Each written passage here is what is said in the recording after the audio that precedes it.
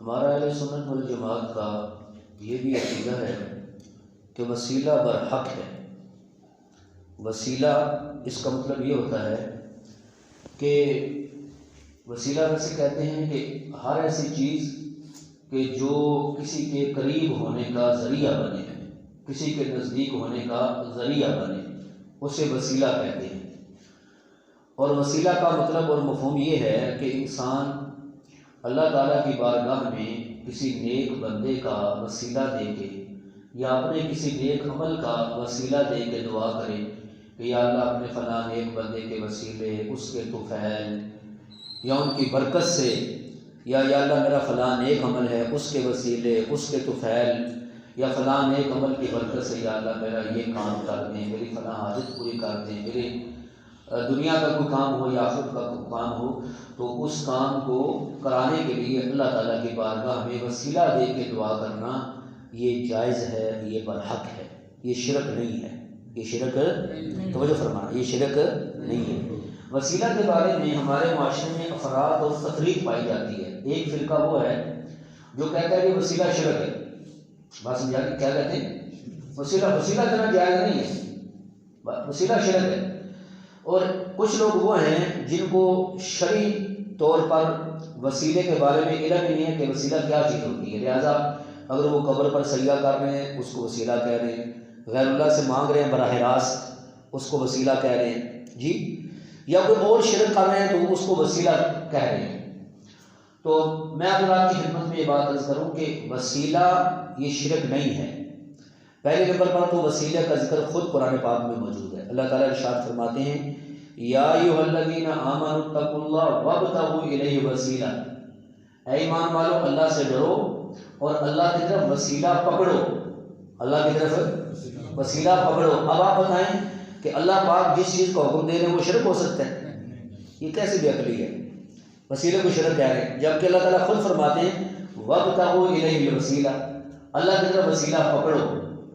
اور حدیثوں کے اندر ایسے واقعات موجود ہیں کہ کسی نے رسول اللہ صلی اللہ علیہ وسلم کا وسیلہ دیا، کسی نے نبی کریم صلی اللہ علیہ وسلم کے چاچا عباس رضی اللہ تعالیٰ کا وسیلہ دیا، اور کسی نے اپنے نیک عمل کا وسیلہ دیا۔ مثال کے طور پر ایک واقعہ لکھا ہے حدیثوں نے کہ ایک مسلمان ان کی بینائی چلی گئی، بینائی نہ چلی گئی، تو وہ نبی کریم صلی اللہ علیہ وسلم کی خدمت میں حاضر ہوئے۔ یہ مفہوم اس واقعے کا بتا رہا ہوں۔ تو عرض کیا کہ یا رسول اللہ صلی اللہ علیہ وسلم میرے لیے دعا کریں کہ اللہ تعالیٰ میری بینائی کو واپس کر دیں، میری نظر واپس آ جائے۔ تو نبی پاک صلی اللہ علیہ وسلم نے ارشاد فرمایا کہ تم صبر کرنا چاہتے ہو یا دعا کروانا چاہتے ہو؟ انہوں نے کہا یا رسول اللہ میں دعا کروانا چاہتا ہوں۔ تو پھر نبی پاک صلی اللہ علیہ وسلم نے انہیں خود ہی طریقہ بتایا کہ دعا تم نے کیسے کرنی، خود ہی دعا کرو۔ تو نبی علیہ السلام نے فرمایا، چونکہ حضور پاک بھی وہیں تشریف فرما تھے مسجد کے اندر ہی، تو نبی علیہ السلام نے فرمایا جاؤ وضو کرو اور 2 رکعت نماز پڑھو، اور پھر اس کے بعد اس طرح دعا کرو کہ یا اللہ میں آپ سے دعا کرتا ہوں، آپ کے نبی جو نبی رحمت ہیں، جو نبی رحمت ہیں، ان کے وسیلے سے، ان کے وسیلے سے یا اللہ میں آپ سے دعا کرتا ہوں آپ میری بینائی کو واپس کر دیں، میری نظر کو واپس کر دیں۔ ٹھیک ہے؟ تو انہوں نے ایسے ہی کیا کہ 2 رکعت انہوں نے وضو کیا، پھر 2 رکعت نماز پڑھی، اور نبی پاک صلی اللہ علیہ وسلم کے وسیلے سے انہوں نے دعا کی، تو اللہ پاک نے ان کی بینائی واپس کر دی۔ اب دیکھو نا یہ واضح حدیث میں یہ واقعہ موجود ہے۔ اب وہ لوگ کہتے ہیں تو جی زندہ آدمی کے وسیلے سے آپ دعا نہیں کر سکتے، تو نبی پاک صلی اللہ علیہ وسلم تو اس وقت حیات ہے زندگی دنیا میں، لیکن آپ کے وسیلے سے دعا کی جا رہی ہے۔ جب میں عمرے میں گیا تو وہاں مجھے بڑا تعجب ہوا، وہاں لوگوں نے جنت البقیع کے اندر بورڈ لگائے ہوئے ہیں، اور وہ بھی ہمیں پتا ہے کہ وہ کن کے کہنے پہ لوگ لگاتے ہیں، وہاں کون لوگ دھوکہ دیتے ہیں اور جھوٹ بولتے ہیں جا کے، اور پھر اس کے بعد کہتے ہیں کہ لوگ یہاں شرک کرتے ہیں، یہ ہے وہ ہے، تو وہاں پر وہ ایسے بورڈ لگوا دیتے ہیں، اس پر لکھا ہوا ہے کہ وسیلہ نہیں آپ لے سکتے زندہ آدمی کا۔ تو یہ سب باتیں ان کے جو بڑے گزرے ہیں ان کے بھی خلاف ہیں، جو آج کل اس طرح کے بورڈ وہاں لگائے جا رہے ہیں۔ بات سمجھا رہی ہے؟ واضح حدیثوں کے اندر یہ بات موجود ہے، وسیلہ دیا تھا نبی کریم صلی اللہ علیہ وسلم کا۔ تو بھی شرک تو تب ہونا جب بندہ اس ہستی سے براہ راست مانگے، جب مانگا اللہ سے جا رہا ہے، ٹھیک ہے، اور وسیلہ صرف مقدس ہستی کا دیا جا رہا ہے، تو شرک کیسے ہو گیا؟ آپ مجھے بتائیں۔ اچھا پھر ایک اور واقعہ، سیدنا عمر رضی اللہ عنہ کے زمانے میں بارشیں بند ہو گئی تو آپ نے نبی کریم صلی اللہ علیہ وسلم کے چاچا حضرت عباس رضی اللہ عنہ کا ہاتھ پکڑا اور لوگوں کو کہا میدان میں آؤ. باہر میدان میں آئے تو پھر آپ نے دعا شروع کی اور یہ کہا کہ یا اللہ پہلے ہم آپ کے نبی صلی اللہ علیہ وسلم کے وسیلے سے دعا کرتے تھے اور اب ہم آپ صلی اللہ علیہ وسلم کے چچا حضرت عباس رضی اللہ عنہ کے وسیلے سے دعا کرتے ہیں یا اللہ آپ ہمیں بارش عطا فرما دیں. تو موسلادھار بارش ہوئی. ایک بندہ مجھے کہنے لگا دیکھو نا یہاں سیدنا عمر رضی اللہ تعالیٰ نے حضور پاک کے وسیلے سے دعا نہیں کی, حضرت عباس کے وسیلے سے کی ہے. معلوم ہوتا ہے کہ زندہ آدمی کا وسیلہ نہیں کیا جا سکتا. میں نے کہا اللہ کے بندے ذرا تو اس واقعے پر غور کر, حدیث کے الفاظ پر غور تو کر. اصل میں وسیلے نبی پاک صلی اللہ علیہ وسلم کا دیا جا رہا ہے. مجھے کہنے لگا وہ کیسے؟ میں نے کہا اگر حضور پاک علیہ السلام کا وسیلہ نہ ہوتا تو سید عمر رضی اللہ صرف نہ کہہ دیتے نا اے اللہ ہم حضرت عباس کے وسیلے سے دعا کرتے ہیں. الفاظ پہ غور کریں. سید عمر کیا کہہ رہے ہیں؟ اے اللہ ہم آپ کے نبی کے چاچا, یہاں سیدنا عمر رضی اللہ تعالیٰ کو نبی پاک صلی اللہ علیہ وسلم کا پہلے ذکر کر رہے ہیں. کوئی نہیں سمجھ رہے؟ اے اللہ ہم آپ کے نبی صلی اللہ علیہ وسلم کے چچا. تو اگر حضرت عباس کے وسیلے سے بھی دعا کی جا رہی ہے تو پہلے نبی علیہ السلام کا ساتھ ذکر کیا جا رہا ہے. کوئی بات سمجھ آئی کہ نہیں ہے؟ بولیں.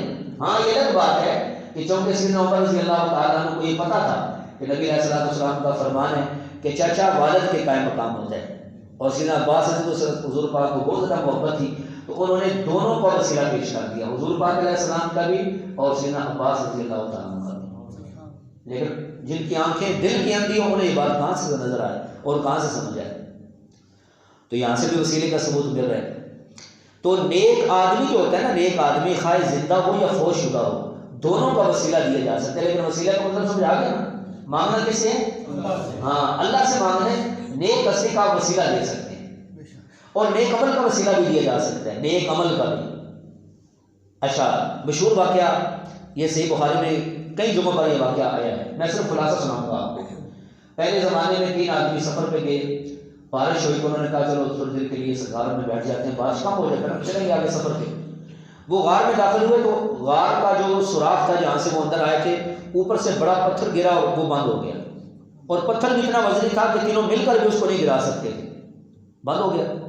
اب انہوں نے سمجھا کہ یہاں تو ہماری موت واقع ہو جائے گی, نہ کوئی باہر سے اندر آ سکتے, نہ ہم باہر جا سکتے ہیں, کھانا پینا کوئی چیز بھی نہیں. تو انہوں نے آپس میں مشورہ کر کے کہا کہ یار اللہ تعالیٰ سے نے دعا کرتے ہیں, ہم نے کوئی اپنی زندگی میں جو بھی کوئی نیک عمل کیا ہو تو اس نیک عمل کا وسیلہ دے کے اللہ پاک سے دعا کرتے ہیں.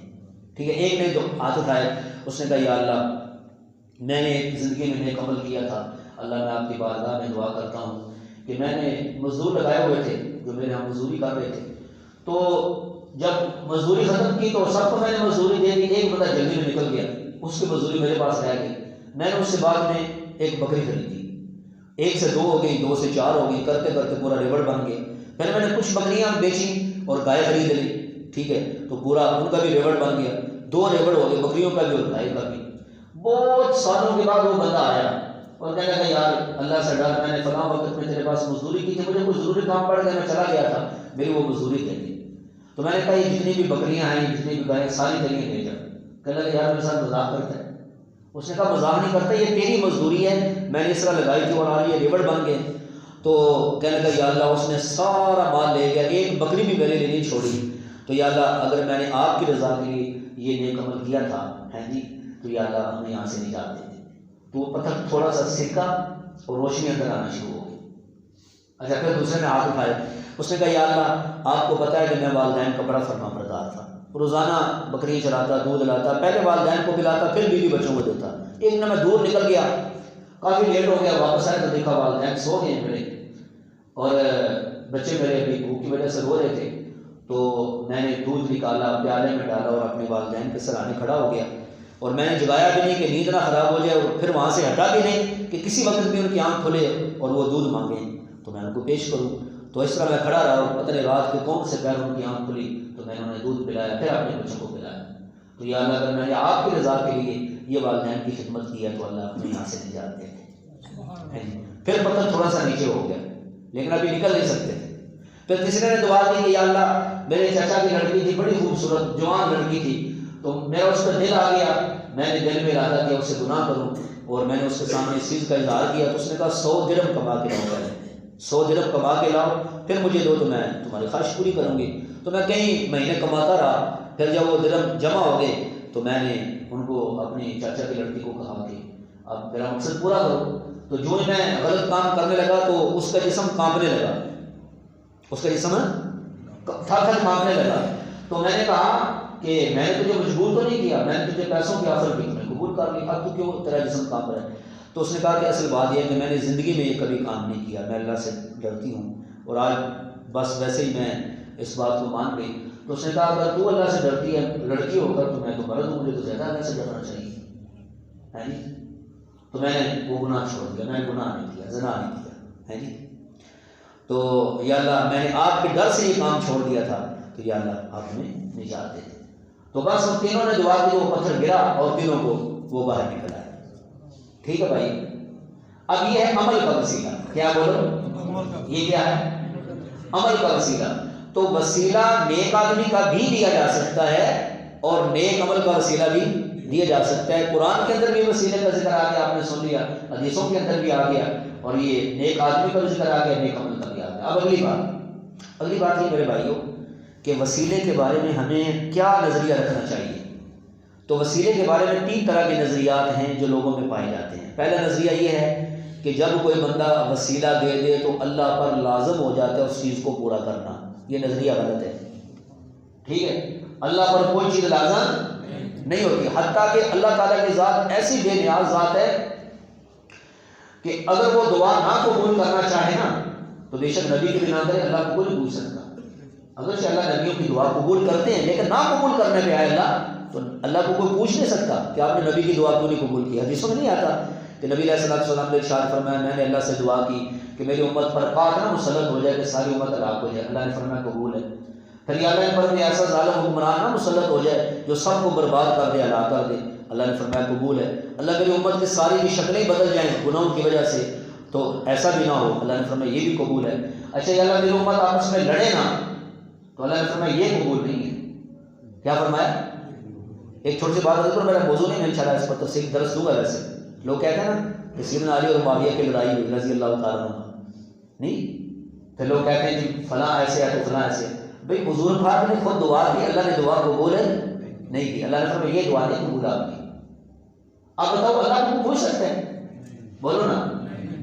تو نوح علیہ السلام دعا کر رہے ہیں کہ یا اللہ میرا بیٹا ہے بچا دیں، ہے جی طوفان میں وہ غوطے کھا رہا ہے جی، اور دعا کریں یا اللہ میرا بیٹا ہے اس کو۔ اللہ نے فرمایا یا نوح انہ لیس من اہلک انہ عمل غیر صالح فلا تسألنی ما لیس لک بہ علم۔ اللہ نے فرمایا اے نوح یہ تیرے اہل میں سے نہیں ہے، اس کا عمل تیرے عمل سے نہیں ملتا، لہذا مجھ سے ایسی چیز کا سوال نہ کریں جس کا آپ کو علم نہیں ہے۔ تو پھر نوح علیہ السلام نے معذرت کی، یا اللہ میں پناہ چاہتا ہوں۔ تو یہ جو نظریہ ہے نا کہ جب کوئی بندہ وسیلہ دے دے تو اللہ پر وہ چیز لازم ہو جاتی ہے، یہ نظریہ بھی غلط ہے۔ اتنی بات سمجھا دی؟ اچھا دوسرا نظریہ کیا ہے کہ وسیلہ کے بغیر اللہ سنتے ہی نہیں، جیسے کہ جاہل پیروں نے یہ بات مشہور کی ہوئی ہے کہ تواڈی اللہ سنتے نہیں ساڈی اللہ موڑ دے نہیں سمجھ آئی؟ یہ نظریہ جاہل پیروں نے پھیلایا ہوا ہے کہ وسیلے کے بغیر اللہ سنتے ہی نہیں، وسیلے کے بغیر اللہ مانتے ہی نہیں، یہ بات بھی غلط ہے۔ نہیں سمجھے؟ یہ بات بھی غلط ہے، کیونکہ ہمیں کتنے واقعات قرآن پاک میں ایسے ملتے ہیں، حدیثوں میں ایسے ملتے ہیں کہ اللہ کے نیک بندوں نے بغیر وسیلے کے دعائیں کی، اللہ پاک نے ان کی دعائیں قبول فرما لی۔ کوئی نہیں سمجھے؟ ایسے واقعات قرآن پاک میں موجود ہیں، آپ پڑھیں۔ حضرت عمران کی بیوی کی دعا قرآن پاک میں موجود ہے، زکریا علیہ السلام کی دعا قرآن پاک میں موجود ہے، مریم سلام اللہ علیہ کی دعا، کوئی انہوں نے وسیلہ درمیان میں نہیں ڈالا، اللہ نے دعا قبول فرمائی۔ تو یہ نظریہ بنانا کہ وسیلہ کے بغیر اللہ سنتے نہیں، یہ نظریہ بھی غلط ہے۔ سمجھ آئیے کہ نہیں آئی؟ بولو صحیح نا، یہ نظریہ بھی غلط ہے۔ اور تیسرا نظریہ جو صحیح ہے وہ یہ ہے کہ وسیلہ جب بندہ دے دے نا تو اس سے دعا کی قبولیت کی زیادہ امید ہو جاتی ہے۔ جب بندہ اللہ کی بارگاہ میں وسیلہ دے دے تو دعا کی قبولیت کی زیادہ امید ہو جاتی ہے، آج امید لگ جاتی ہے کہ اللہ دعا قبول فرمائیں گے۔ اب وجہ پوچھو، وجہ کیا ہے؟ وجہ یہ ہے کہ اللہ تعالیٰ کو اپنے نیک بندوں سے بھی محبت ہے اور اللہ تعالیٰ کو اپنے بندوں کے نیک اعمال سے بھی محبت ہے۔ جملہ یاد رہے گا۔ ایک بندہ مجھے بہت عرصہ پہلے کہنے لگا نہیں نیک عمل کا وسیلہ دے سکتے ہیں لیکن کسی نبی پیغمبر کا صحابی کا وسیلہ نہیں دے سکتے. میں نے کہا سبحان اللہ، تیرا نیک عمل اتنا بڑا ہے کہ جو نبی سے بھی زیادہ عظمت والا ہے. کوئی نہیں سمجھے؟ تیرا نیک عمل اتنا بڑا ہے جو صحابی سے بھی بڑا عظمت والا بن گیا. میں نے کہا اللہ کے بندے، اللہ کو دونوں سے محبت ہے کہ نہیں؟ بولو نا سارے. اللہ کو اپنے نیک بندوں سے بھی محبت ہے. یہ جملہ یاد کر کے جاؤ. اللہ کو اپنے نیک بندوں سے بھی محبت ہے اور اللہ کو اپنے بندوں کے نیک اعمال سے بھی محبت ہے. نہیں سمجھ رہے؟ ان اللہ یحب المتقین، اللہ پرہیزگاروں سے محبت فرماتے ہیں جی. اور اللہ تعالیٰ ان اللہ یحب المحسنین، نیکی کرنے والوں سے بھی اللہ محبت فرماتے ہیں. تو اللہ کو اپنے نیک بندوں سے بھی محبت ہے اور اللہ تعالیٰ کو اپنے بندوں کے نیک اعمال سے بھی محبت ہے. اس وجہ سے میرے مسلمان بھائیوں، یہ آج کے درس سے آخری خلاصہ یہ لے کر جائیں کہ چونکہ وسیلہ نیک بندوں کا بھی دیا جا سکتا ہے، نیک اعمال کا بھی دیا جا سکتا ہے، لہٰذا ہم نے اللہ کے نیک بندوں سے کرنی ہے محبت. اللہ کے نیک بندوں سے کرنی ہے محبت، اور نیک اعمال ان سے بھی ہم نے محبت بھی کرنی ہے اور نیک عمل کرنے بھی ہیں. نیک عمل ہے. ایک صحابی نے پوچھا نا کہ یا رسول اللہ صلی اللہ علیہ وسلم قیامت کب آئے گی؟ حضور پاک علیہ السلام نے فرمایا کوئی تیاری کی ہے قیامت کے لیے؟ یا رسول اللہ کوئی زیادہ تیاری تو میں نے نہیں کی، ہاں اتنی بات ہے کہ مجھے آپ سے بھی محبت ہے اور اللہ پاک سے بھی محبت ہے. تو نبی علیہ السلام نے جب یہ سنا تو حضور پاک نے فرمایا کہ تم نے صحیح کہا، المرء مع من احب، آدمی کا عاشق اسی کے ساتھ ہوگا جس سے وہ محبت کرے گا. تو سیدنا انس فرماتے ہیں رضی اللہ تعالیٰ، یہ حدیث سن کے ہمیں اتنی خوشی ہوتی تھی اور فرماتے ہیں اللہ کا شکر ہے کہ میں نبی پاک صلی اللہ علیہ وسلم سے بھی محبت کرتا ہوں اور سیدنا ابو بکر عمر رضی اللہ تعالیٰ عنہما سے بھی محبت کرتا ہوں. اللہ سے بھی، نبی پاک صلی اللہ علیہ وسلم سے بھی محبت اور ابو بکر عمر سے بھی رضی اللہ تعالیٰ عنہما سے بھی میں محبت کرتا ہوں. ٹھیک ہے بھائی. اور نیک اعمال یہ کرنے بھی ہیں. ایک ہے دل میں محبت نیک اعمال کی، لیکن عملی طور پر نیک عمل کرنے بھی ہیں، کیونکہ آپ صلی اللہ علیہ وسلم کا فرمان ہے کہ تم میں سے جو میری اطاعت کرے گا، میری بات مانے گا، مطلب نیک عمل کرے گا، تو وہ میرے قریبی ہے. وہ جہاں بھی رہتا ہو، وہ جو بھی ہو جہاں بھی رہتا ہو، اور جو میری اطاعت نہ کرے، میری بات نہ مانے، نیک عمل نہ کرے، وہ مجھ سے دور ہی ہے، وہ جو بھی ہو جہاں بھی رہتا ہے. تو آج کا یہ درس کا وسیلے کے اوپر دعا ہے اللہ کریم ہمیں یہ باتیں سمجھنے کی اور اللہ تعالیٰ عمل کرنے کی توفیق عطا فرمائے.